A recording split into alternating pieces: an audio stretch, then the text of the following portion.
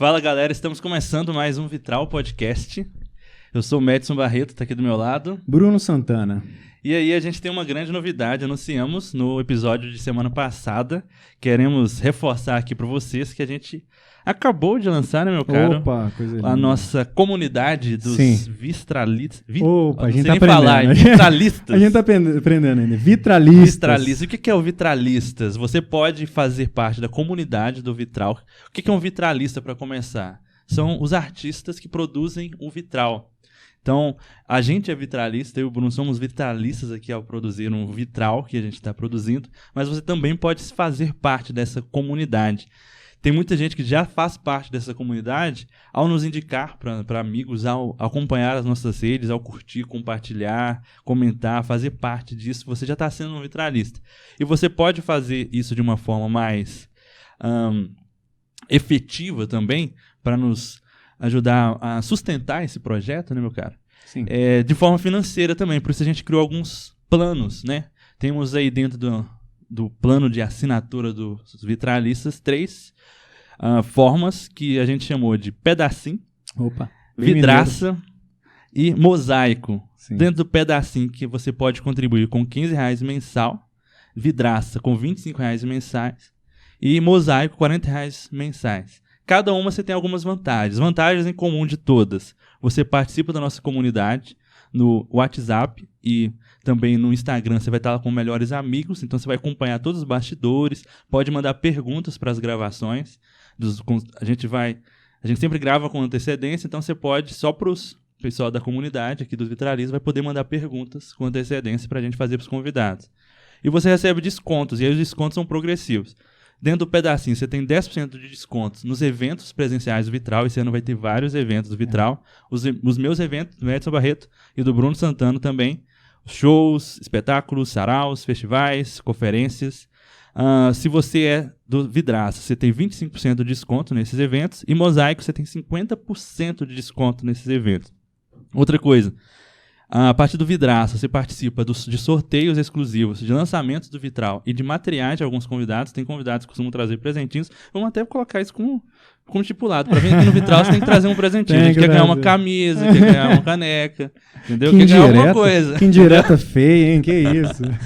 E aí a gente sorteia alguns desses presentinhos para vocês, né, que são aí da categoria Vidraça ou Mosaico. Uhum. E só para quem é da categoria aqui Mosaico, a gente recebe descontos e cupons exclusivos dos nossos anunciantes. Todos que anunciam aqui, né, muitos dão algum tipo de desconto, algum tipo de cupom, e isso a gente vai fornecer aí para quem é dessa categoria Mosaico. Tudo isso que a gente falou vai estar no nosso site aí, vitralistas.aluno.com. O link disso tá aí na descrição, tá no comentário fixado de todos os podcasts, tá no Instagram, manda um WhatsApp pra gente, manda um direct que a gente passa também, tem todas essas informações lá. Isso é feito por assinatura, então desconto automático do seu cartão de crédito. Se você não quer que seja dessa forma, tem como pagar por boleto também, recebe por e-mail mensalmente. Então é muito fácil. E se você quer contribuir de outra forma, outro valor, ou só uma única vez, também é possível fazer por Pix. Está aí o nosso Pix na tela, o QR Code, apoiovitral@gmail.com. E é isso. Bora pro convidado? Bora. E só mais uma coisa. Siga-nos nas nossas redes sociais. A gente tá lá com o nosso canal de cortes no Spotify, tá bom? Agora tem um feed novo. Então, enfim, tem muita coisa para você fazer dentro desse universo vitralístico. Começar a criar palavras. Isso. Fica à vontade, tá bom? Seja um vitralista e você também. Vambora. Mas é isso. Quem que é nosso convidado hoje, mano? É um rapaz aqui, ele faz parte de uma página aí, eu não sei se essa galera tá ligada. Ô, João, você tá bom? Eu tô bom demais. Bom demais como um bom mineirinho. Isso, bom demais.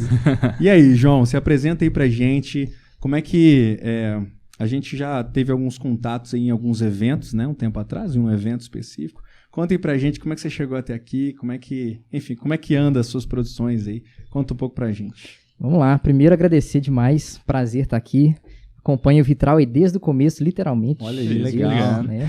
A gente, cara, a gente é meio eu não vou dizer que a gente é órfão de bom conteúdo não, porque bom conteúdo existe, mas quando ele chega até a gente por graça, porque vocês foram isso pra gente, assim, a gente acompanha e é, assim, sempre muito edificante pra nós, então prazerão estar aqui, ainda mais entre irmãos, tá? Então obrigado mesmo pelo convite. Bom, meu nome é João Pedro, tenho 26 anos, eu sou médico de formação, formei na UFMG mais ou menos 2 anos atrás. É importante falar que, acho que a gente esquece isso, acho importante falar de onde que a gente é membro, onde a gente congrega. Eu sou da Igreja Presbiteriana Buritis, aqui em Belo Horizonte, membro lá desde 2018, final de 2018, tá? Bom, eu sou do Prisma, né, o Efeito Prisma, e a gente começou aquilo ali meio por uma inquietação do coração. Acho que se eu tô aqui hoje junto com vocês, batendo esse papo aqui, é só por causa do Espírito Santo batendo uma inquietação no coração ali que, assim, foi bem difícil.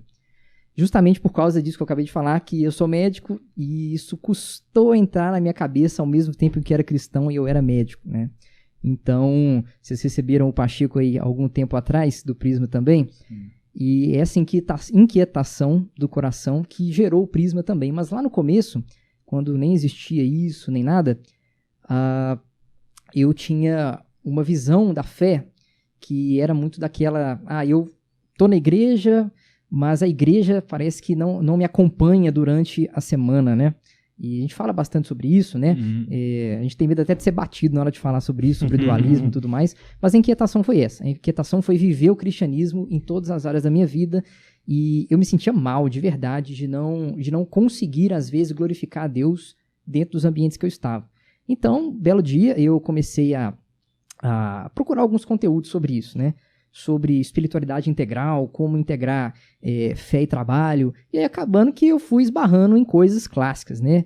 Esbarrei no Tim Keller, em algum momento eu fui no YouTube, falei, vou digitar no YouTube aqui, ver o que eu acho aqui, né? E essa história é bem engraçada, porque eu digitei lá, eu não lembro exatamente o que eu digitei, mas tinha alguma coisa a ver com espiritualidade integral, fé e trabalho, e eu caí numa palestra de Labri, né? Labri, Rodolfo teve aí, né? Labri foi, o Rodolfo fundou Labri Brasil, bebendo aí do ministério que nasceu com o Francis Schaeffer, lá na Suíça. E tem a ver justamente essa história com o Rodolfo. Por quê? Porque eu caí numa palestra dele. Só que é engraçado que a palestra não tem imagem. A palestra é só a voz do Rodolfo e o logo de Labri no fundo, né? Então, e é um áudio lá no fundo. Exatamente, assim, né? Exatamente. Cara, é até engraçado que eu não lembro quem que foi de Labri lá, que falou, gente, a gente tá aceitando aí instruções sobre como gravar as coisas melhor e tal. Hoje eles estão bem profissionais, né?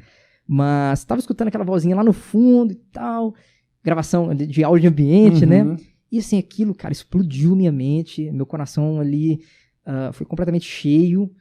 E aí, beleza, eu olhei lá, abri e falei, vou pesquisar mais sobre esse negócio aqui, deve ter mais conteúdo, né? Aí eu caí no site de Labri. Caí no site e fui lá pesquisar quem que fazia parte daquele movimento e tal, pra eu pesquisar mais coisas.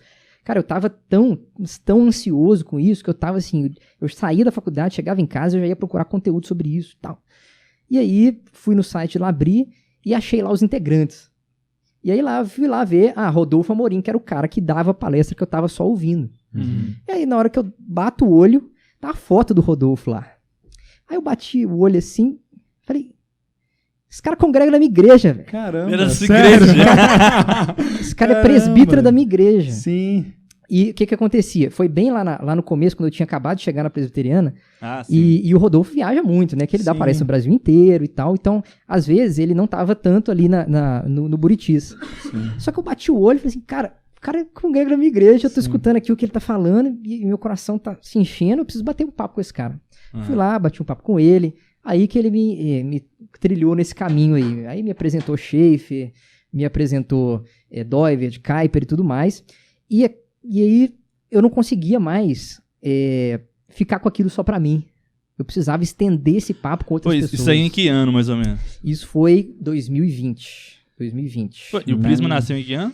Em maio de 2020. Então só que foi bem no comecinho. Foi bem no comecinho. Rápido, Foi bem no comecinho. Só que assim, nasceu em 2020, só que não nasceu como Prisma, né? Era um embriãozinho ali, daquela coisa ali, né? É mesmo? Tinha outro nome? Tinha outro nome, cara. Olha só, isso aí a gente não sabia. Tinha outro nome. Como é que tinha chamava? Nada a ver.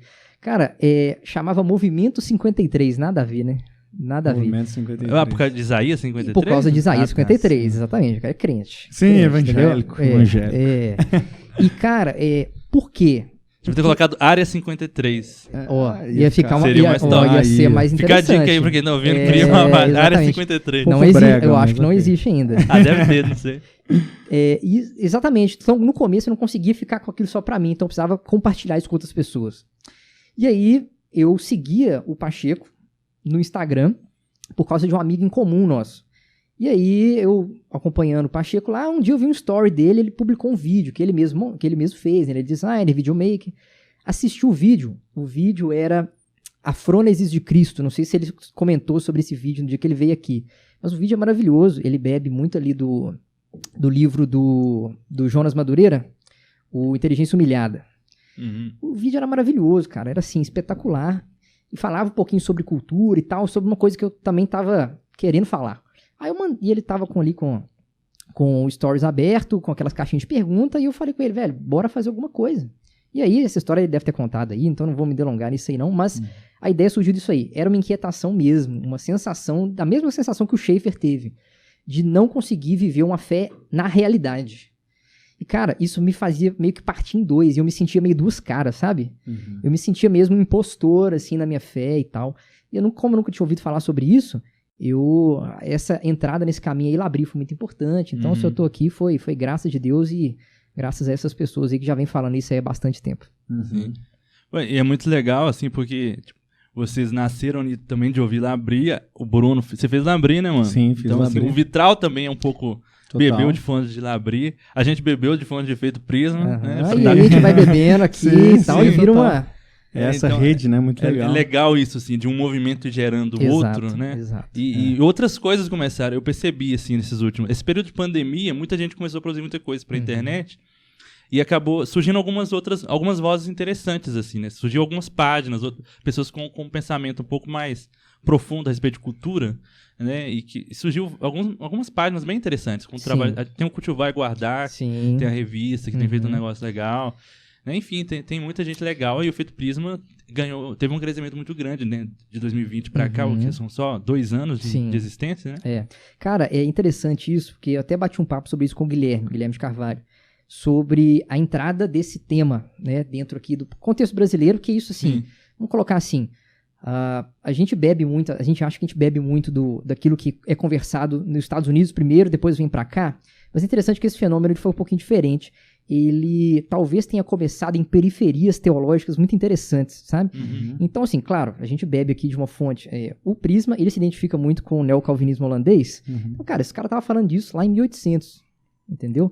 E foi justamente a sensação daquela galera que era ali calvinista e era muito apegado às doutrinas da graça, né, a fé reformada, mas eles perceberam a incapacidade deles de conversar com o público, conversar com as pessoas que estavam ao redor deles. Então eles começaram a falar sobre isso. O Kuyper, né, o cara era um estadista, o cara foi ministro da Holanda. Então eles começaram a falar sobre isso e a coisa foi nascendo, né? E é até engraçado que eu fui na casa do Rodolfo, quando eu comecei a trilhar esse caminho aí, o cara tava traduzindo Doivert do holandês, cara.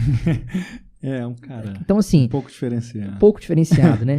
Então, veio umas periferias teológicas, aí claro que começou a falar isso também lá nos Estados Unidos e tal, aí a coisa veio pra cá. Ali por volta ali de 2006, 2005, quando o Labri veio pra cá pro Brasil com o Rodolfo fez uma visita lá no Labri, se não me engano, na Inglaterra, e trouxe pra cá essa ideia. E começou-se um fervilhão mesmo de debater esse tema. E assim, é um tema bíblico, cara. Acho que né, não é uma coisa que a gente inventou, não é inventar a roda de novo, sabe? Paulo estava fazendo isso, né? E a gente teve que continuamente fazer isso ao longo da história. E aí surgiram realmente, a partir desse momento aí, surgiram muitas coisas legais. Começou ali, eu acho que o movimento mosaico também é muito importante nisso. Começou a debater essas coisas, trazer mais gente para a mesa para conversar sobre isso, né? Aí foram nascendo outros movimentos aí. No meio disso tudo, veio de tudo, né? Misturou muita coisa. E eu acho que essa mistura que fomentou muito do que a gente tá conversando aqui hoje. E aí 2020 foi boom, né? 2020 a galera presa dentro de casa, velho. Aí a cabeça vai a mil, né? Eu sou meio assim. Se eu fico parado, eu fico maluco, cara. Sim. Então, assim, é um momento, assim, muito difícil, né? Muito triste da nossa história, mas que mesmo assim, a gente consegue ver a presença do Senhor mesmo em momentos tão difíceis, assim, de ter surgido coisas graciosas, né? Num momento tão difícil aí. Então, hoje tem a Cultivar e Guardar, a gente conheceu o Fabiano. A Fabiana é pessoa fantástica. São Paulo? O Fabiano é do Sul. Agora eu não vou lembrar se ele é Rio Grande do Sul ou, acho que é Curitiba. E Cultivar e Guardar, surgiram aí outras vozes, né, que a gente tem conversado bastante agora. A Jacira, a gente tem conversado bastante com a Jacira. A gente tem conversado muito também com pessoas que, assim, querem conversar isso na igreja local, entendeu? Sim. Então, a nossa proposta, inclusive, quando nasceu, foi entrar na igreja local, porque a gente tem certeza de que só no Instagram a coisa não funciona, né? Se isso não penetrar ali no dia a dia das pessoas, e o dia a dia é a igreja local, não tem jeito, a gente não tem como substituir a igreja local, né? Se aquilo não penetrar ali, a coisa não anda, né? Então, realmente tem tido aí um boom de boas conversas sobre isso aí. Eu acho que isso nasce de inquietações. É muito interessante porque a sua história, a gente ouviu várias pessoas aqui falando sobre as suas histórias assim, de início e tal. E é muito comum essas inquietações que levam a esses projetos, a essas iniciativas, né, assim. Eu acho que a pandemia, ela fez a galera refletir um pouco mais nessas inquietações, né? A galera tava todo mundo frenético, tava todo mundo muito acelerado e de repente a gente teve que parar, né? De alguma forma, e essas inquietações, elas fizeram a gente virar algumas chaves, né? Eu acho que essa foi a questão, assim. E aí essas coisas vão surgindo, né? Isso é muito legal. Sim, isso, cara, eu acho que até é até uma disciplina espiritual, né? Tá tendo um boom também para falar sobre disciplina espiritual e tal. Graças a Deus. Pois é. E assim, uma coisa que tem sido muito falada é da quietude mesmo, da solitude e tal. Então, essas inquietações, às vezes a gente até tem elas. Eu tenho várias inquietações em momentos do dia, assim, e momentos que eles são muito passageiros, parece, né? Muito efêmeros, e aquilo ali simplesmente vai embora. Só que a inquietação, ela veio. Só que eu não parei, eu não meditei nela, eu não parei para orar sobre isso, eu não parei para ver uma resposta bíblica sobre isso, ver o que as pessoas já estão falando sobre isso.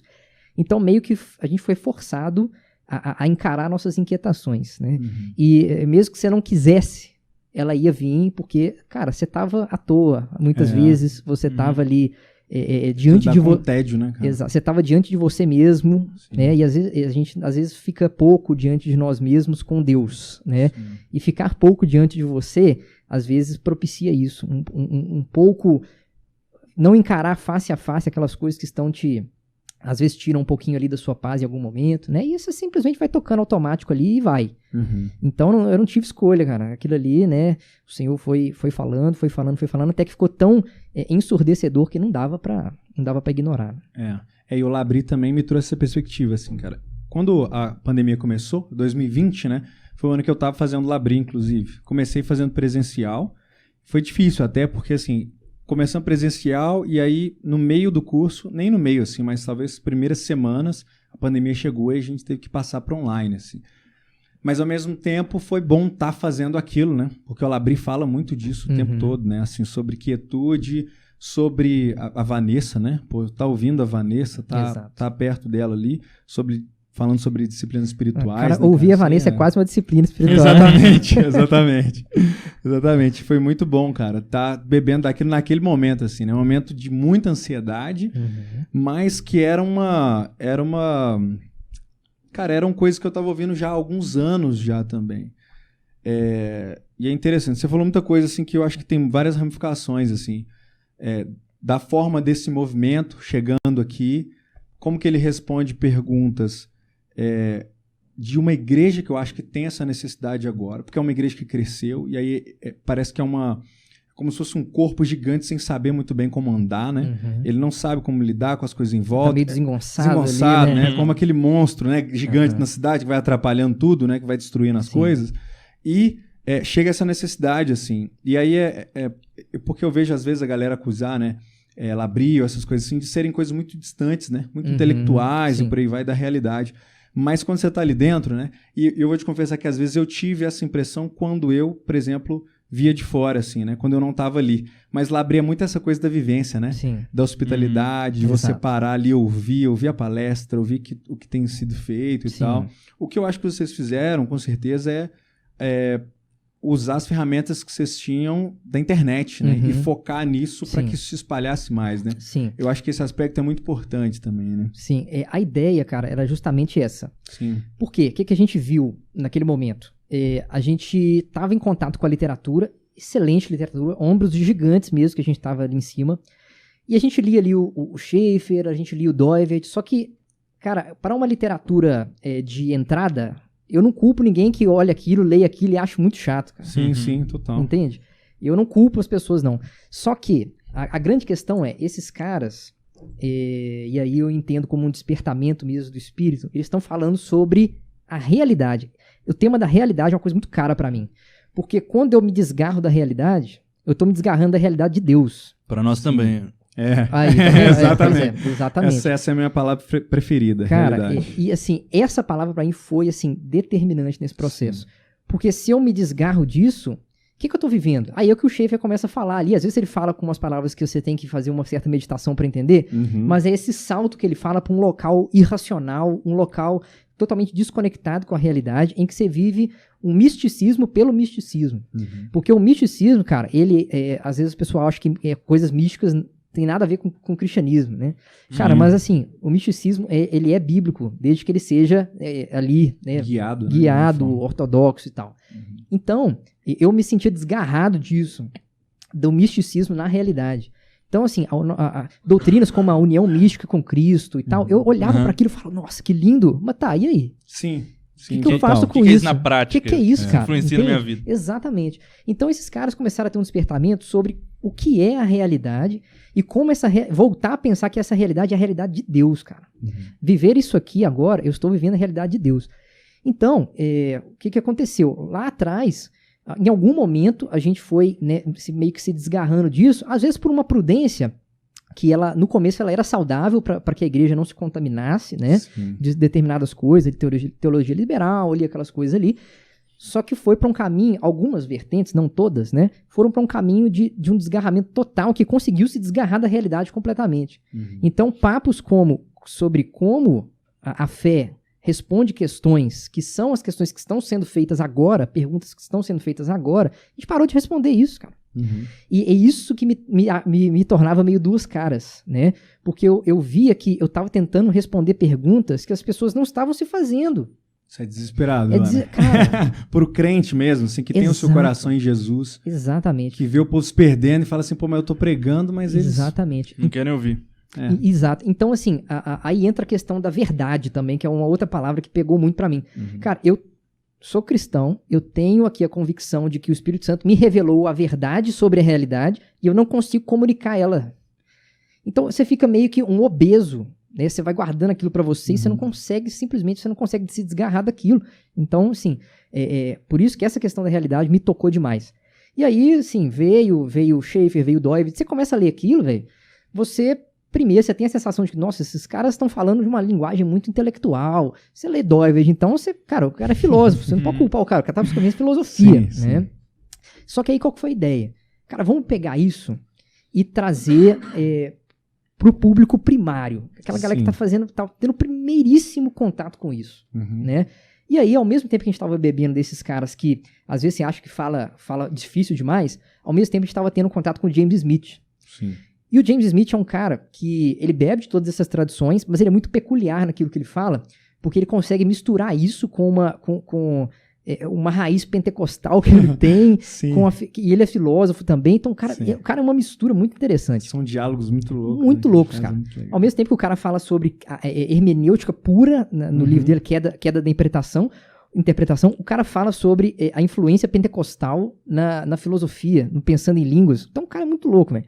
Então, assim, ele teve essa sacada de entender que cada movimento ali tem o que dizer sobre isso, e ele juntou, e aí ele vai falar ali no Desejando o Reino, que foi um livro que, assim, mudou completamente a nossa visão sobre o que fazer e até no Prisma, que é o seguinte: eu não posso atingir só o intelecto das pessoas, eu não posso atingir só a razão da galera, porque às vezes causa isso, às vezes um certo distanciamento, Então, ele entende que a racionalidade é importante, eu preciso estar ali com argumentos racionais e tal, mas eu preciso atingir mais.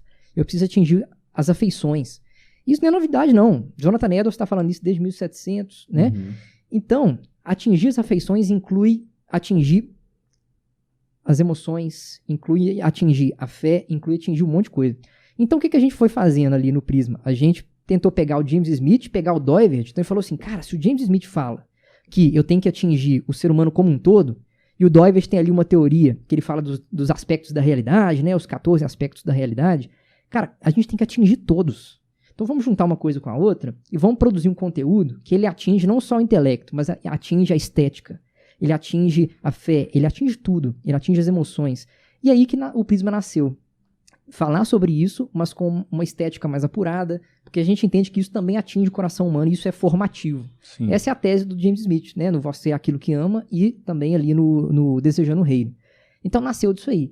Então, cara, a gente tentou traduzir numa linguagem um pouco mais acessível e tal. Quando a gente foi indo para um caminho que a gente começou a falar muito difícil, a galera chamou a atenção da gente, falou, aqui, volta para as raízes aí, não tô entendendo nada. Então, assim, é um desafio. Sim, mas volta para a base. Então, assim, o desafio é trazer isso e dialogar isso com as igrejas locais, vamos colocar assim, a massa evangélica mesmo. Sim, entendeu? Total. Sabe? Porque você falou, por exemplo, às vezes desse medo de ser repetitivo, né? Mas, cara, é impressionante, assim, porque eu me converti, sei lá, 2013, cara, por aí. E desde essa época eu comecei a ler a Bíblia, já de cara, assim, eu comecei com Provérbios, não entendi nada, beleza? Fui ler Atos, e aí comecei a ver, o povo pregando pra caramba. Então eu já entendi ali que eu precisava fazer um movimento para fora da igreja, para pregar. Isso naquele momento era muito simples, né? Digamos assim, era pregar o evangelho, Jesus e tal, não sei o que, beleza. Depois eu entendi que isso era mais complexo, né? Precisava de linguagem e por aí vai. Desde esse tempo, e aí é claro, muitos anos antes, né? Mas isso, da minha percepção, desde esse tempo já se fala dessas coisas e eu vejo muita gente não entendendo essas coisas, com essas mesmas perguntas, de como lidar com essa cultura. E é claro, a gente tá aprendendo aí, né? Tá entendendo muitos aspectos, né? Então, assim, eu acho que esse é um tema para sempre, cara. Esse é o ponto, porque a igreja, na verdade, é meio cíclico isso também, né? A forma de lidar, a igreja, ela às vezes vai demais para um lado, vai demais para o outro e tal. Exatamente. Então a gente tem que ficar fazendo isso, né? É um trabalho da igreja mesmo isso, né? Essa é a questão, eu acho. Verdade. Cara, assim, é interessante você falar isso da questão de ser cíclico, né? Porque você vê outros movimentos parecidos com esse ao longo da história da igreja. Né? Então, por exemplo, o nascimento ali da teologia liberal, no começo, vamos colocar assim, quem estava ali realmente a fim de fazer isso de uma maneira responsável, a ideia era essa, cara. Sim. A ideia era você dialogar com aquilo que as pessoas estavam pensando, vivendo e amando na época, entende? Então, assim, ali começou-se a fazer esse diálogo novamente. Paulo fez isso, Agostinho fez isso 400 anos depois. Depois ali você teve, por mais que o pessoal chame de Idade das Trevas, né? Você teve excelentes teólogos ali que estavam fazendo isso de maneira responsável. Responsável. Então, realmente parece que é uma espécie de montanha-russa, né? Que às vezes a gente tá ali, a gente vai... E eu creio mesmo que isso é guiado pelo Espírito Santo, sabe? Uma doutrina também que me foi muito cara durante tudo isso que a gente está vivendo é que o Espírito Santo não abandonou sua igreja. Ele continua guiando a história da igreja também. Então, quando a gente começa a fazer esses diálogos, olhar para trás é muito importante. Ver os erros que já foram cometidos, os acertos que já foram cometidos. Porque, cara, esse diálogo que a gente está fazendo aqui hoje, cara, a gente é um bebê. Nós somos bebês, cara. Total. Sabe? Isso aqui, falar sobre isso aqui 20 anos atrás, a gente ia falar liberais, isso, hereges. Era que o Rodolfo estava falando, por exemplo, há 20 anos atrás. Ele estava fazendo. Ele estava realmente. Isso, ele o cara estava na vanguarda. Para falar, ele contando, e eu ficava pensando assim, cara, hoje a gente fala disso, às vezes, é um negócio assim, meio doido. Claro que o nosso meio ali, né, na nossa bolha, digamos assim, que hoje já é uma grande bolha, digamos assim, mas ainda se estranha, né, falar dessas coisas. Imagina 20 anos atrás, Imagina, né? Muito louco. Pois é, muito louco, cara. E assim... houve momentos em que extremos foram atingidos, né? E o Espírito Santo chegou e falou, não, peraí, volta aqui, né? Volta ali pro equilíbrio. Aí depois, às vezes, a gente vai e vai para uma prudência muito excessiva, aí vai aqui embaixo e fala, não, aí entra ali num fundamentalismo radical, né? Que nasceu bom demais. A ideia era responder a teologia liberal, né, a ortodoxia ali, de uma maneira que, não, peraí, vamos dialogar com responsabilidade. E aí, só que uma linha foi lá para baixo, falou, não vamos dialogar nada. Sim. Para de ver o noticiário, para de mexer. Exclui dos espaços acadêmicos. Exato, né? Então, assim, aí o Espírito Santo chega e novamente fala, não, peraí, volta para cá. Sim. Peraí.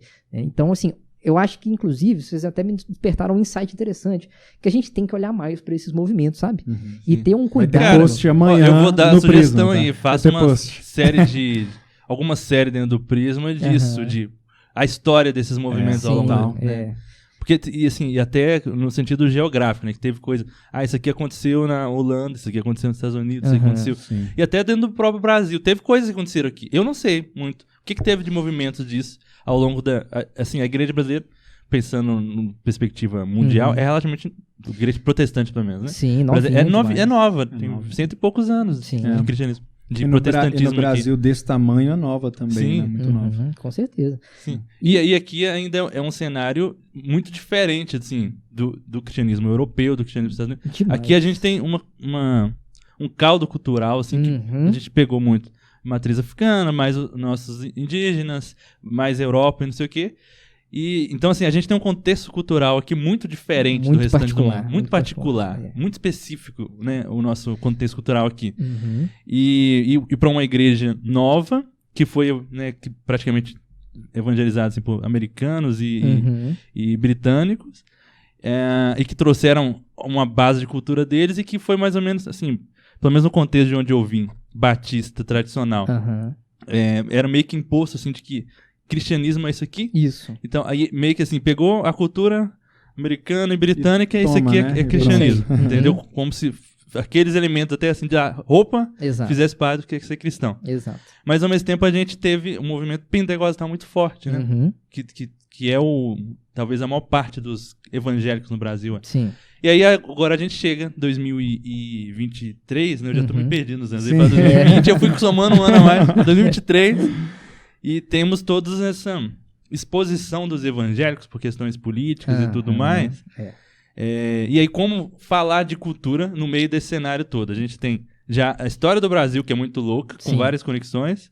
A história da igreja aqui no Brasil, também com essas duas grandes vertentes, assim, essa imposição britânica e americana, com mais um cenário de pentecostalismo muito forte. Sim. E a gente ainda não falar de cultura no meio desse caos, que né? Sim, a gente tem trabalho pra fazer. Nossa, exato. Cara. E aí que eu acho que assim, entra a beleza da pluralidade da gente sentar na mesa com gente de tudo que é tipo pra falar sobre isso, tá? Eu tenho que sentar, cara, com o pentecostal, eu tenho que sentar com o luterano, eu tenho que sentar com o presbiteriano, eu tenho que sentar com o assembleiano, eu tenho que sentar com todo mundo para falar sobre isso aqui, porque cada um vai ter uma perspectiva tão diferente sobre o movimento que é impossível a gente ter isso, a completude disso num lugar só. Aí tá aí, né? A multiforme graça de Deus está espalhada por aí. Então, aí eu acrescento até mais. A gente precisa trazer, ainda mais nesse caldo cultural que a gente está vivendo nesse momento, esse fervilhão, né? A gente tem que trazer para a mesa aquele cara que aquela pessoa da sua igreja que é historiador. O cara tá ali, tipo assim, ele frequenta a sua igreja, aí você olha pra ele e fala, esse cara é o cara de humanas ali, e tá ali na sua igreja, e às vezes ele não... Aquilo que ele faz tem relevância pro momento, pra todos os momentos, mas esse momento especial tem relevância. Cara, a gente tem que sentar com ele, conversar com ele. Cara, o que você tá percebendo aí pra onde a gente tá indo? Como é que você acha? Quais são as respostas que a igreja tem que dar? Ao mesmo tempo que você senta com o historiador, você tem que sentar com o cientista. Você tem que sentar com o cientista político. Então, isso é uma coisa que a gente queria passar muito no Prisma também. Cara, a gente precisa se ajuntar, a gente precisa tornar o papo multidisciplinar para que a gente consiga dar uma resposta consistente para a coisa. Porque se a gente, cara, vamos lá, se a gente juntar só teólogo para conversar, vai sair o quê? Teologia, pô. Entendeu? Às vezes o teólogo tem ali as suas especificidades, ele é mais voltado para isso, mais voltado para aquilo. Mas, cara, a gente precisa colocar na mesa tudo isso para que a gente consiga ter uma resposta consistente para aquilo que a gente está vivendo hoje, para a realidade que a gente vive hoje. E a igreja volte, assim como ela já fez antes, né, a dar respostas consistentes para os desafios que a gente vive, né? Que é aquilo que a gente estava falando. Cara, a gente tem a Escritura, a gente tem o Espírito Santo, por isso, nós temos o potencial de dar respostas extremamente benéficas para o bem comum, para a sociedade, e através disso, a gente consegue pregar o evangelho. Então, aí que está a grande virada de chavinha, eu acho. É a gente não só ir lá e bater no político tal lá no Instagram. Às vezes até xingar ele de tudo quanto é coisa, né? O que adianta a gente só criticar se a gente não dá uma alternativa? Beleza, eu tô falando que, não, você não pode ser isso. Você não pode seguir isso. Tá bom. Mas e aí? O que eu vou pôr no lugar? Sim. A gente tem que dar também a alternativa para a pessoa colocar outra coisa no lugar. Então não adianta nada eu chegar lá e falar minhas perspectivas sobre cidadania, sobre saúde pública e tudo mais, criticar aquilo ali que está sendo ali no status quo às vezes, se eu não consigo articular uma resposta bíblica para aquilo, de maneira que eu sente com as pessoas que estão nessa área, são cristãos, e a gente juntos articule alguma coisa sobre aquilo. Então a gente precisa se juntar, cara. Não tem jeito da gente fazer isso atomizado, cada um no seu cantinho. E essa visão multidisciplinar é muito legal porque eu acho que o crente, ele tem algumas manias, assim, de querer ver o mundo, e às vezes isso empobrece, né? Igual você falou, teólogo, às vezes nem um teólogo, né? Às vezes, não sei, um cantor, por exemplo, porque eu estava lembrando aqui de mim, por exemplo, na adolescência, quando eu queria saber sobre alguma coisa, não sei se eu pesquisava necessariamente, mas assim, eu era muito influenciado por quem eu via ali que tinha uma certa relevância. Isso é meio natural, né? Claro, culturalmente, assim, um cantor ou alguma coisa assim. Mas a igreja, ela tem recurso suficiente para ser muito mais rica do que isso, né? Sim. Então, assim, para o teólogo falar de teologia, para um historiador cristão, por exemplo, né? Claro, a gente vai ler todos os outros também, a gente vai ouvir tudo, mas um historiador cristão, ele vai representar a igreja, não de forma institucional, mas assim, como igreja de Cristo, né, como parte do corpo, ele vai ir até a sociedade e vai mostrar que nós temos algo a contribuir, né, em relação à história. E aí o outro vai falar de outro assunto. E isso, a gente como igreja também, nós temos essa sensibilidade de ouvirmos essas pessoas a respeito desses assuntos, né? Porque a gente, às vezes, a gente quer ver tudo só por uma fresta muito pequena, cara. Não dá, né? Não dá para entender essa complexidade toda por um guru, por exemplo, e a gente torna, às vezes, teólogos, né? Gurus, né? A gente quer que aquele cara fale sobre tudo. Tudo que quer que o cara fale sobre economia, quer que fale sobre política, etc. Mas o cara, ele entendeu como ler hebraico e grego para te falar como fazer exegese. Mas, às vezes, é muito diferente dele estudar macroeconomia, por exemplo, dele estudar outras coisas. Que é até uma característica da nossa época de esperar posicionamentos, né? A gente cobra posicionamentos. Qual que é o seu posicionamento a respeito desse assunto? Sim. E o cara mete um não sei, aí em cima do muro. Cara, eu acho esse não sei muito corajoso, sabe? E louvável. Sim. Cara, é um fenômeno, não vou citar nomes, mas isso é fato, cara. Se cobra respostas pra tudo de teólogos influentes no YouTube e no Instagram, né? Total. Como se, assim, eu sou dependente daquilo que é falado ali pra eu formar minha opinião. Claro que você pode e deve beber de boas fontes pra isso. Mas, cara, vamos lá. A experiência cristã, ela fica empobrecida quando a gente deixa de pegar aquela velha doutrina protestante do faça você mesmo às vezes, tá? Me entendam aqui, o Thiago Cavaco fala muito disso, e o Thiago Cavaco é um cara bem ousado quando ele fala sobre isso, que ele fala que o protestantismo ele é punk rock, né? Sim. Como assim? O protestantismo surgiu num momento em que você tinha que beber do quê? De tudo que o magistrado falava. Então, assim, para você saber de alguma coisa sobre qualquer coisa, você tinha que consultar o magistrado, tá? Você não podia ir lá e fazer você mesmo. Então, e aí daí nasceu o livre exame das escrituras e tudo mais. Então, nesse sentido, o protestantismo, ele é punk rock mesmo, porque o crente embebido do Espírito Santo, ele tem a capacidade de ir mesmo e com a sua Bíblia, com as suas capacidades e tudo mais, na medida em que ele vai ali se especializando, estudando, orando, ele tem capacidade de formular boas respostas sobre as questões, sabe? Claro que nisso aí entra também a edificação, né, de todos, e você bebe de várias fontes, mas você pode ir lá e não ficar dependendo, né, única e exclusivamente de cobrar do seu guru uma resposta para alguma coisa, né? Então, esse faça você mesmo pode parecer egoísta, mas não é não. É um faça você mesmo, só que em grupo. Sim, entende? total. Né? Então, nesse sentido, eu concordo demais com o Thiago Cavaco. Eu não lembro em qual livro que ele fala isso. Eu acho que é Cuidado com o Alemão. Cuidado com o Alemão, Cara, exatamente. esse livro Genial. é bom demais. Maravilhoso, cara. É totalmente disruptivo. E ele é muito bom nessas analogias, né? É muito ousado, como você falou. Ele sempre fala um negócio que você fala assim, caramba, Que ele você falou isso ele aqui falou isso mesmo, nesse né? livro, caramba. É. E ele, inclusive, nesse livro, ele bota um amigo católico dele pra fazer o Exato. prefácio. É absurdo, assim. Exato. E ele tem muitos, não sei se muitos outros em português, né? Mas ele tem alguns outros livros em português que falam sobre essa questão de diálogo cultural também. É Sim, muito legal. exato. Ele tem o Ter Fé na Cidade, Ter Fé na que é Cidade. muito legal Muito também. bom também. Muito bom. né? E eu acho que o Thiago, ele é um bom exemplo disso que a gente estava falando, sobre a gente ouvir várias vozes e Sim. vozes diferentes. Porque o cara é um pastor português, Uhum. né, que está imerso em um cenário completamente diferente do Brasil, que é uma Europa quase pós-cristã ali, né, em que igrejas viraram pubs, né? Uhum. A igreja foi minguando até virar um pub ali. E o cara tem uma visão completamente diferente, que a gente às vezes não tem. Então, nesse caldo nosso aqui, o que a gente tem para aprender lá com o Thiago, lá na Europa? Sim. Né? Às vezes ele tem uma resposta lá que a gente está precisando aqui, a gente não consegue aqui, nas nossas particularidades, chegar nessa resposta. Né? Uhum. Então, tá aí mais uma questão. A gente precisa sentar, a gente precisa conversar, e a gente precisa ter esses diálogos mais profundos, assim, nesse sentido, eu creio. Sim, sim. E diálogos com, poxa, pessoas de outras, sei lá, até nacionalidades, né? Que isso Sim, enriquece demais. Esses aspectos, às vezes, movimentos que estão lá na frente, digamos assim, né? Sim. O Thiago Cavaco é muito bravo. O Tim Keller fala muito disso. No Igreja Centrada é um livro, assim, é meu livro de cabeceira. Cabeceira. Inclusive, lá na igreja, a gente está montando todo um novo projeto em cima do Igreja Centrada. E ele fala muito isso. Ele fala, tem um capítulo que ele fala só sobre isso.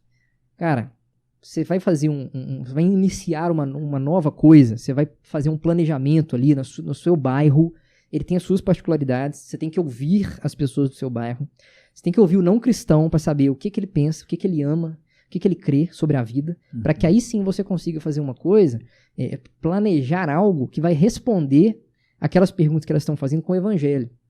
Então, ele fala de experiências fracassadas mesmo, de cópia, de você copiar o mesmo modelo que tem ali, né? Esse aqui deu certo, Cara, se você aplicar isso lá no seu bairro, às vezes vai dar completamente errado. Sim. Completamente errado. Então, ao mesmo tempo que você senta e escuta, né, outras opiniões, outras vertentes, você tem que sentar e ouvir aquela pessoa com quem você vai conversar diretamente. Então, você tem que sentar ali, mapear o seu bairro, mapear o que está acontecendo, os pontos centrais ali que as pessoas se aglomeram. O que as pessoas vão fazer ali? Eu tenho lá, por exemplo, no Buritis, nós temos ali uma pista de Cooper, que todo domingo de manhã as famílias se reúnem ali para praticar exercício, para os pais brincarem com as crianças, né? O que significa aquilo? Qual que é o significado daquele acontecimento cívico que está acontecendo ali? Como que eu conecto isso e falo do evangelho através disso? Né? Então, isso eu acho que é a grande lição do século XXI e até de um pouquinho para trás mesmo da igreja evangélica brasileira. Ouvir mais. Ouvir mais. A gente, como igreja aqui, se falando aí, eu pensei, né, que a gente copiou muitas coisas de fora, né? Tipo, algumas igrejas de fora, assim, que ficaram famosas, e algum modelo até de música, de estética de igreja, simplesmente vou fazer igual aqui. Mas aí eu acho que eu acho que gera um fogo de palha por um tempo, porque assim, eu acho que o brasileiro, ele gosta dessa coisa importada também, assim, parece mais chique, entendeu? Parece mais legal, assim, um negócio que tem uma estética que é fora do comum daqui, que eu já até vi na televisão, já vi algum filme que tem aquilo, já vi alguma série que tem aquilo, vi aquela estética, parece interessante. Só que não se conecta com a nossa realidade aqui, né? Aí gera aquele boom, mas não se sustenta, assim. Exato. Vai ser só luzes, vai ser só fumaça e depois né? passa. O James Smith sustenta. fala sobre isso, né? No final lá do livro, ele fala sobre essa questão das liturgias, né? De como que a galera, e ele compara lá com os shoppings, né? Falando das liturgias da sociedade, etc. Que a gente importa esse espírito, muitas vezes, para dentro das igrejas com esse pragmatismo, né? Digamos assim. Isso é muito doido. Eu li um texto hoje que conecta bem com isso. O texto fala sobre avivamentos, né? Então ele falava mais especificamente do avivamento de Toronto, que gerou muitas igrejas aí lá no Canadá, e também vieram algumas aqui pro Brasil também. E, cara, o autor, que agora eu não vou lembrar quem é, ele fala o seguinte, que esses avivamentos, é uma tese bem interessante, até usada, assim, que os avivamentos, eles são temporários. O avivamento em si, o agir do Espírito Santo ali naquele momento, ele é temporário. Nesse sentido de aquele mover muito intenso, né? Uhum. E aí, e depois? O que acontece? Muitas vezes a gente percebe, teve um avivamento ali, uma coisa nova, né, ali no local tal. Legal, vou copiar. Vai que produz um avivamento aqui também, né? Uhum. Só que, cara, não é assim que funciona. E aí a tese do cara no texto é justamente essa. E depois do avivamento? O que você faz? Como é que você mantém ali, às vezes, uma comunidade, um local que passou por aquele momento ali de um grande número de conversões e tudo mais, e na hora que aquela onda muito eufórica passar, o que vai sobrar ali, né? E a gente não olha para essa parte, a gente olha só para a parte, não, aquilo ali funcionou, então eu vou copiar, vai que aqui funciona, mas e aí? Né? Às vezes até funciona, igual você falou, às vezes faz um foguinho aqui de palha e depois? Uhum. Qual que é o significado daquilo? O que aquilo deixou de legado? O que ele te ensinou? Né? É isso aí, essa análise falta. Aí às vezes aquela comunidade que passou por um momento de inflor de tanta gente que chegou, só que ao mesmo tempo em que ela inflou e chegou muita gente, daqui a pouquinho, na hora que o fogo passa, ela começa a minguar de novo. Aí é tudo aquilo que você engordou, vamos colocar assim, e você vai emagrecendo de novo, vai definhando de novo, porque não tem aquela continuidade. Então a gente tem que fazer essa análise também, antes de pensar estrategicamente, né, nesse tipo de coisa também. Eu acho que até no papo com o Gabriel a gente fala um pouco disso, de que ele falou alguma coisa, o jovem não gosta só de luz, alguma coisa nesse sentido. Porque a gente começa a ser questionado, começa a levantar algumas perguntas nos outros meios que a gente tá. A gente não fica todos os dias, 24 horas na igreja, no culto.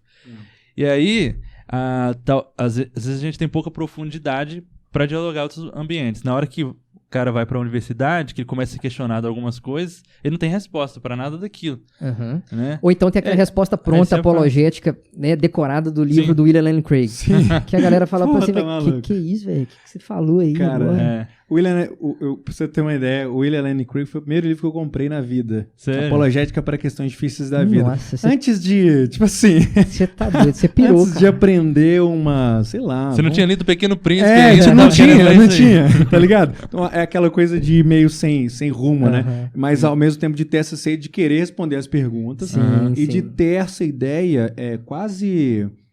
qual que é a palavra, assim, caricata, né, da apologética, né, da defesa da fé, como alguém que vai quase num ataque mesmo, né, como alguém que vai com as armas prontas, que vão chegar lá, meu professor vai ser ateu, e ele vai falar, vai ser Deus não está morto, é o Deus não está morto, Deus, né? Não sei o que, eu vou falar por que Pacheco odeia isso, nossa, ele tem assim, ele tem asco mesmo, não gosto, né? Ele tem asco, se ele vê na frente, ele chuta, entendeu? Um cartaz.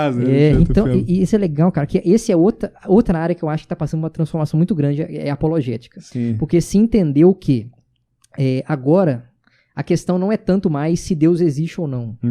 E aí o Charles Taylor, que é outro cara fantástico que a gente gosta muito, ele é católico, inclusive, mas o cara é genial. Genial. Ele é um filósofo que ele lançou um livro que chama Uma Era Secular. Aí o James Smith fez até uma leitura desse livro que chama Como Não Ser Secular, muito bom também. E ele vai falar o seguinte, cara, a gente não vive mais numa época em que a questão é se o transcendente, se Deus, se o divino, se o universo, chame o que você quiser, se isso existe ou não. Isso aí já meio que passou, tanto na academia quanto ali no chão de fábrica, na faculdade, na roda de amigos. Porque hoje o que se tem é o quê? É uma espiritualidade sem religião mais. Então, assim, eu sou espiritual, mas eu não tenho uma religião formal. Eu sou espiritual, mas eu não frequento a igreja. Eu sou espiritual, mas eu frequento tanto a Umbanda, ali, um candomblé, mas ao mesmo tempo eu posso ir na igreja evangélica ali, se eu quiser um dia, para às vezes, né, ter uma experiência nova. E ao mesmo tempo, aí é um exemplo do Schaefer, eu vou numa rave, porque na rave eu tenho uma experiência transcendental ali, em que eu me sinto meio que fora de mim, uma experiência que eu alcanço ali uma questão mística, né? Então, cara, não é mais, a questão da apologética não é mais provar que Deus existe ou que algo além disso aqui existe. Agora a questão é, qual é a essência disso? O que é a verdade? Entende? Então a apologética, ela tá caminhando para um sentido de não mais aqueles argumentos, né, que ficaram muito famosos, o problema do mal, aqueles argumentos que você tenta provar por A mais B que Deus é real, argumento de Pascal, aquelas coisas assim, que são importantes, óbvio que são importantes, né? Só que a coisa deu mais um passo. E as coisas estão dando passos rápido demais, cara. É impressionante. Porque até recentemente essa era a questão. Só que agora, a coisa que eles vão te questionar lá na universidade não é mais que o cara é ateu. Agora eles vão te questionar, às vezes, por que a moral cristã é uma moral válida. Por que ela é superior às outras. Por que ela é superior às outras? Entendeu? Assim, eu não vou dizer que é mais complexo, não. Eu acho que é tão complexo quanto. Mas é diferente. E formular uma resposta para isso, porque o cara chega pra você e fala assim, tá, beleza, você é cristão e tal, e aí, aí ele começa a trazer algumas questões bem da vida real pra você, que estão longe lá dos livros que você leu de apologética clássica, evidencialista. E aí, bicho, você vai falar o quê? Né? E aí, entra a questão aí o Schaeffer era um apologeta. Ele tinha uma filosofia na hora de fazer apologética e fazer evangelismo, né? Porque, para ele, a apologética é uma serva do evangelismo. Você tem que ouvir primeiro. Se você não ouvir, você vai cuspir argumentos de apologética pra pessoa, e a pessoa vai ficar assim, cara, peraí, calma, não é isso que eu tô perguntando pra você. Porque às vezes as pessoas te fazem uma pergunta de uma trivialidade, de um dia a dia, e você quer provar que Deus existe. Não, peraí, não foi isso que eu perguntei pra você. Mas eu só sei decorar disso. Sim. Eu não sei responder mais. É como aquele meme lá, tipo assim, eu nunca cheguei nessa parte, cara. Não, peraí. Vamos voltar aqui. Mas você acredita que Deus existe mesmo? Tem certeza? Sim. Você não quer ouvir de novo? Mas tem um livro aqui do William Lane Craig, lê ele. Não, tipo assim, então, cara, o William Lane Craig é ótimo, cara. Tem vários livros dele, né? Sim, me ajudou muito, inclusive. Exato, né? Poxa, realmente é outra coisa. Então, agora, cara, a coisa mudou um pouco de figura, né? O cenário é outro agora. Existe uma ideia de pluralidade que a gente precisa lidar com ela, né? Esse é o ponto. E a impressão é que as coisas estão muito mais perto agora de nós, né? Muito mais impossível ignorar essas questões, né? Sim. Então, assim, de repente a gente está no Twitter lidando com... É claro que, assim, o Twitter não é o mundo real, né? Mas, assim, lidando com debates que estão, sei lá, que estão sendo mais falados no Brasil inteiro, por exemplo... Ele bate na sua porta ali, sem você querer, né? Exatamente. Então, poxa, tá tudo muito mais perto agora. Então é impossível de ignorar essas questões. E assim, ainda mais um momento político que a gente vive, em que do nada a gente era o excluído da escola. Sim. Tipo assim, eu sou crente, o crentão ali, chatão. E agora, do nada, o evangélico, ele atingiu um local de protagonismo que ele não tá acostumado a estar. E às vezes esse local de protagonismo é igual uma pessoa que, tipo assim, vamos colocar assim, que fica famosa do nada e aquilo meio que ele não sabe lidar muito bem com aquilo. Ele não sabe lidar bem com a exposição, aí ele dá uma escorregada de vez em quando. Então a gente tá acostumando com isso. E a gente não vai ter que lidar com isso, porque o caminho é inevitável agora. O Brasil já vai chegar aí a quase 50% de evangélicos. Você tem aí, eu acredito, tá? Isso aí não tem nada canônico nisso aqui não, nem nada de cientista político também, que eu não sou. Mas eu acredito que é um caminho sem volta a questão aí de como o evangelicalismo lida com política. Isso vai ser cobrado de nós, você pode ter certeza, tá? Você pode ter certeza que agora, ao invés de perguntarem para você se Deus existe ou não, ele vai te perguntar por que o evangélico se envolveu com política da forma que se envolveu. Total. Né? E se envolveu, de que lado você tá? Sim. Né? Sim. Você tá do lado ali, às vezes, ou então a pessoa já vai te pré-julgar falando, você tá no lado tal. Sim. Mas você é mais à esquerda, mas você é mais à direita. Cara, a gente sabe falar sobre isso, ou a gente tá numa bolha evangélica ali que não sabe mais dar resposta para as quatro paredes da igreja. Então, cara, é aquilo que a gente falou. Doutrina é importante? Óbvio que é, gente. Né? Aí eu vou falar como um presbiteriano. Você tem que ler o Catecismo de Westminster. Você tem que ler as Institutas de Calvino. Heidelberg, né? Heidelberg. Só que assim como a galera lá do neocalvinismo holandês percebeu que às vezes as respostas que Calvino dava, ele deu para sua época e não para a época atual, a gente tem que fazer o mesmo movimento. Sim. E fazer isso é ser evangélico no sentido mais puro da palavra, de seguir o evangelho, né? Porque o evangelho, a gente entende que ele foi através de Cristo, ele foi para todas as nações, povos, raça e tudo. Então a gente tem que falar com essa galera. E aí, o que nós vamos fazer agora?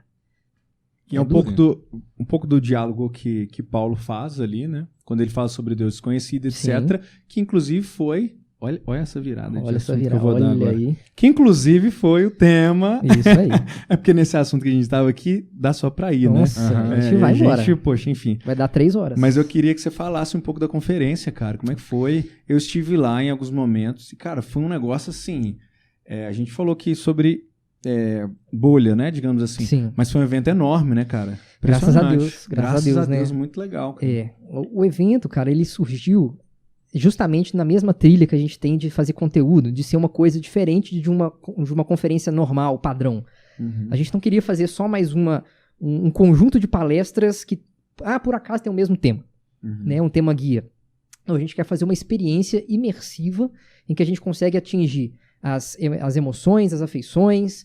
Então a gente tentou mesclar as palestras, que óbvio são muito importantes, com música, e não só música congregacional, mas também música, como o Marcos Almeida fala, a música para você ouvir depois do culto, né? Sim.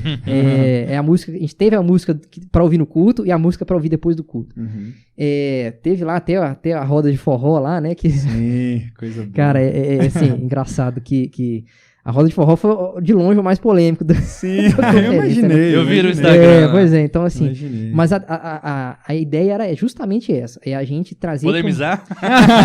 Aí você me quer, né? Aí você me quer. Gosta, a gente gosta do nome polêmico. Era justamente a gente trazer uma mistura diferente para uma conferência, sabe? Então a ideia era a galera chegar lá e falar assim: cara, eu nunca fui numa coisa parecida com essa aqui. Sim.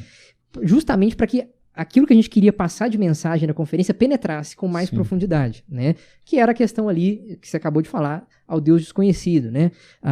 O clamor da cultura e a realidade de Cristo. Por quê? Porque nós temos aí uma cultura que precisa ser ouvida e a gente precisa falar da realidade de Cristo para ela, né? E a gente acredita que a cultura é um bom meio para a gente localizar essas perguntas que estão sendo feitas e tal. Graças a Deus, deu mais de 400 pessoas, né? Foi lá na Esperança, né? Opa! Foi muito bom. A gente teve uma abertura muito boa lá. O pessoal, assim, né?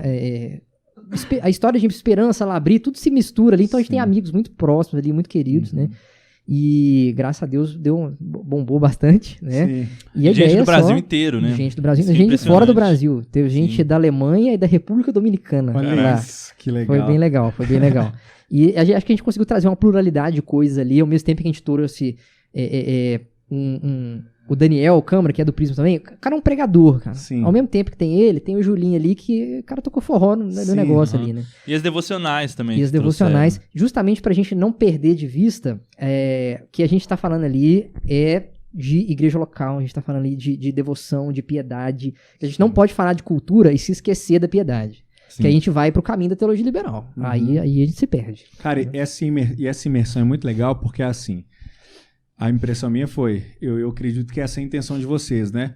Pô, essa mesma galera que tá fazendo a gente orar e ler a Bíblia em um certo momento, foi a galera que falou porque a gente pode dançar forró. Então isso, de alguma maneira, né, gera alguma coisa na cabeça da pessoa, né? E na prática, né? Então, assim, então pode ou não pode, beleza. Isso ela vai, de alguma forma, lidar na mente dela. Sim. Mas ela sabe que as pessoas que estão propondo isso para ela ouvir essa música, ela dançar essa dança, Sim. estão preocupadas com devoção. Exatamente. Né? Não são pessoas que estão descoladas de espiritualidade, da igreja local. Isso aí. Ser em uma igreja foi muito legal também, né? Por causa disso. É um ambiente que é claro, né? Não tem nada assim sagrado naquelas paredes, mas de alguma forma aquele espaço simboliza, espaço, né? Muita coisa. Então é muito legal, assim, cara. E foi legal, cara, que a gente teve um...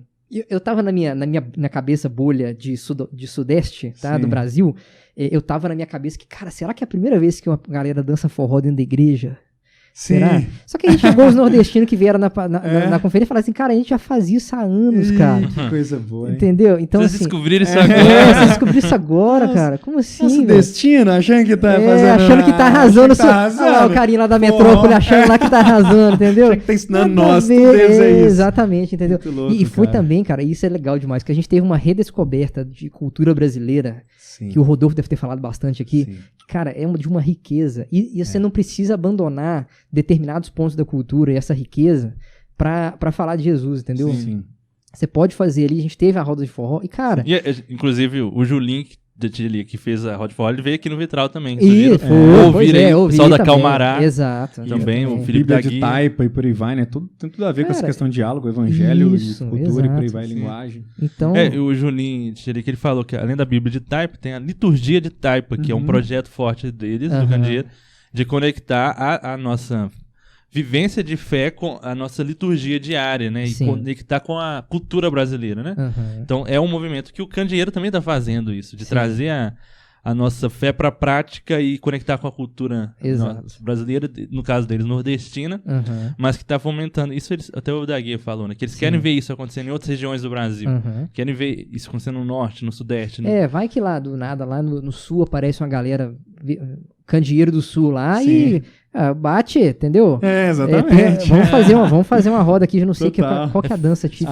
Frevo, eles gostam de frevo lá, sei lá. Acho que frevo lá em Não, cima frevo também. é lá em cima. Lá embaixo eu não vou lembrar. Sei lá o que eles fazem, Os né? caras lá com o chimarrão deles lá e pá, entendeu? Tem um Então, Gabriel lá da igreja que ele é sulista, assim, pá, e ele sempre, é muito bom, que ele sempre me dá uma palestra quando a gente encontra, ele anda com um negócio daquele de chimarrão e tal, é muito legal. Essa coisa da cultura é muito legal, né? Quem sabe legal. tem essa... Isso, e cara, carrega consigo. muito legal como que a gente vê ali em Gênesis 1-3 ali, como que é a intenção de Deus de espalhar as pessoas. Ele quer que seja espalhado, entendeu? Não é uma questão de centralização. Ele quer que se espalhe e que gere culturas diferentes em locais diferentes, porque é uma tese, inclusive, de um livro, que eu não vou lembrar o nome agora, um livro em inglês, cara. Muita literatura boa em inglês que a gente não encontrou ainda. A tese do livro é: quanto mais diversidade cultural glorificar o nome de Deus, mais glorificado ele é. E ele é mais glorificado quando tem mais diversidade cultural glorificando a ele, se fosse uma cultura só glorificando. Porque você tem uma diversidade ali glorificando o mesmo Deus com as suas particularidades. Isso traz mais glória pra ele. Isso é legal demais.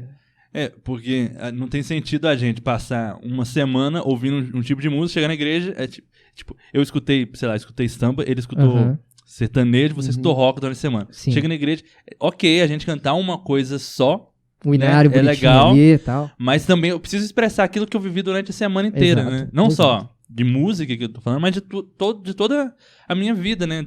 O que eu tô fazendo no meu trabalho tem que ter a ver com a minha fé. O que eu tô fazendo na forma como eu lido com minha família, com a minha casa, né? Com a ecologia, enfim, todas as coisas precisam estar conectadas com a minha fé, né? Isso foi uma coisa que eu ouvi do Guilherme, inclusive, a respeito de música, né? Na igreja aqui, existem tipos de música, por exemplo, que a gente reformado ama, mas assim, ela não expressa determinada forma de alguma... sobre algum tema, digamos assim, né? Sim. A gente precisa cantar de um ritmo específico, em um ritmo específico, com um formato específico, etc. Isso é muito importante, né? E aí isso dá uma outra vida, né, pro louvor da igreja. Muito importante. Isso é uma coisa legal que, por exemplo, cara, você quer expressar alegria, uma música de alegria, tá? Que eu quero falar sobre a minha alegria em Cristo, da salvação e tal. Cara, às vezes um estilo mais soul, jazz ali, meio rock, mais voltado pro blues, não vai funcionar. Mas se você jogar ali um reggaezinho, vai funcionar melhor, entendeu? Se você quer falar um pouquinho... agora eu quero falar de uma música de lamento. Sim. Entendeu? Se eu falar de uma música de lamento, eu posso pegar ali um rock mais melancólico ali, aí eu coloco uma escalazinha de blues ali, então, cara, vai funcionar melhor. Então isso aí é legal. Sim. Como que a gente pode variar os estilos de música, né? Com prudência, obviamente, você não vai colocar qualquer coisa, né, pra igreja cantar, né? Então expressa coisas diferentes, e isso é bonito. É muito legal. Vamos pro Fofoca Reversa? Tem mais alguma coisa aí? Vamos. Tem muita coisa, mas enfim, mais um que é parte 2, né? Mais um que é parte 2 que tem que ter, não é possível. Então vamos lá, Fofoca Reversa, o que você tem aí, Bruno? Fofoca Reversa, deixa eu começar com o João. Vamos começar com o João? Você já tem algo aí preparado? Vamos lá, ué, vamos lá. Vamos lá, o que eu indico aí pra galera? Música, vamos começar com música aí. Sim. Não sei se todos conhecem, mas vou indicar uma banda aí, uma banda internacional que é King's Kaleidoscope. Sim. Pessoal do gosta, King's. Eu tô conhecendo agora, na verdade. Muito bom, tá? E a galera que gosta de rap, tá? Aí, opa. O Beautiful Eulogy. Aí vocês podem escrever na descrição do podcast. Vai estar na descrição. Joga no Google que ele corrige. Que ele corrige, exatamente. Galera que gosta de rap aí, coisa diferente. O Kings é mais um rockzinho, mas pega um rock psicodélico, às vezes ali. É uma mistura, né? Né? É experimental, né? Não é à toa que chama caleidoscópio. Porque a ideia do caleidoscópio é o quê? Aquela coisa que você olha, aí são várias imagens ao mesmo tempo ali, de ângulos diferentes e tal. Então, Tem a ver com prisma também, né? tem a ver com prisma também, é verdade, né? Isso aí foi de música. Vamos lá. Gente boa pra seguir. Aí eu vou indicar o Guilherme Nunes. O Guilherme Nunes é um teólogo especializado aí em grego. E ele traz o grego, parece uma coisa muito distante, né, para a realidade muito forte. E quem acompanha ele é muito edificado, porque ele dá respostas muito claras de alguns textos, que ele faz a exegese direto do grego lá nos stories dele. Ele tá sempre abrindo caixinha de pergunta lá, de coisas que você simplesmente nunca se perguntou e você descobre que você tinha dúvida na hora que você lê a caixinha dele. Né? Então, assim, eu fui completamente transformado pelo ministério dele, tá? E vamos falar aí, eu de verdade quero indicar o Cena em Vista. Opa, tá? tamo aí. De verdade, porque assim, cara, a gente precisa disso aí, isso me foi despertado, porque a gente conheceu uma galera na conferência, que era a galera do teatro, velho. E velho, é mesmo? Eu nunca pensei na galera do teatro que é crente, entendeu? Aqui, ó. Entendeu? E eu também sou teatro. Então, tá aí, cara. E assim... Não conheci muita galera de teatro lá. Pois é. O Alex, depois a gente troca umas figurinhas aí também. Sim. E, cara, assim, e esses coletivos, eles são importantes demais. Sim. Justamente por ser um coletivo. Ou seja, um ajuntamento de pessoas. Não dá pra fazer essas coisas separado, cara. Sim, total. Então, assim, a galera do teatro aí, eu simplesmente nunca tinha parado pra pensar sobre como que o cara faz teatro e ele tem lá os seus desafios lá do teatro. Entendeu? Que a gente não tem do lado de cá. Eu sou médico, pô. Eu tenho outros desafios aqui pra falar, né? E às vezes até mais batidos que a galera do teatro. Entendeu? Tem coisa lá que... O que fazer com tanto dinheiro? É um negócio... Também, né? Então, assim, diferente, né? E acho que é isso aí. Acho que se eu me lembrar de mais aqui, eu falo mais. Legal. Então, a gente falou que antes, né, do podcast sobre autoindicação, né? E eu quero aqui falar sobre um pouco do que tá rolando comigo na minha carreira, digamos assim, né? Há um tempo atrás, né? Há uma semana atrás, eu fiz o meu primeiro show número 1. Quando esse episódio sair, já vai ter mais que uma semana. Verdade, 2 semanas aí atrás, vamos colocar aí 15 dias atrás, eu fiz meu primeiro show, chamado Show Número 1, que foi um show de aniversário, que foi muito legal, foi assim, tinha muitos amigos por lá. E na verdade, quando esse episódio sair, eu já vou ter lançado meu financiamento coletivo para gravar o meu primeiro EP, meu Deus. Senhor da Glória, me ajuda. E eu acredito muito, assim, que tem amigos por perto, né, que vão me ajudar e tal, que acreditam, assim, esse EP já está sendo gerado, digamos assim, há muito tempo, sabe? Tem muita gente por perto, assim, que não aguenta mais, e eu também já não aguento mais, então é um EP que tá aí, bom, já, igual eu falei no episódio anterior, né, são músicas que eu compus ao longo de uns 10 anos, mais ou menos, sabe? Então tem música pra sair aí. E aí, se você tá aí me ouvindo, @BrunoKSantana, vai lá, que já tá no link da minha bio lá. Sim, e vai estar aí na descrição também, né? Vai estar na descrição aí também. Então, vambora. Financiamento coletivo, vamos junto. É isso. Pô, eu também vou me autoindicar a mim mesmo. Sim. Lancei aí esse Egoístas, mês. né? Lancei esse mês também, falamos isso no episódio anterior. Meu álbum de poesias.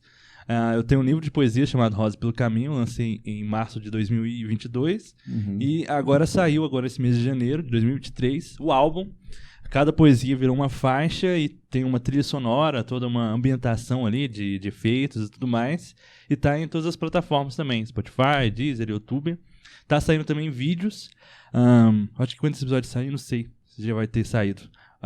Vai sair um álbum lyrics, né, com todas as letras ali no YouTube.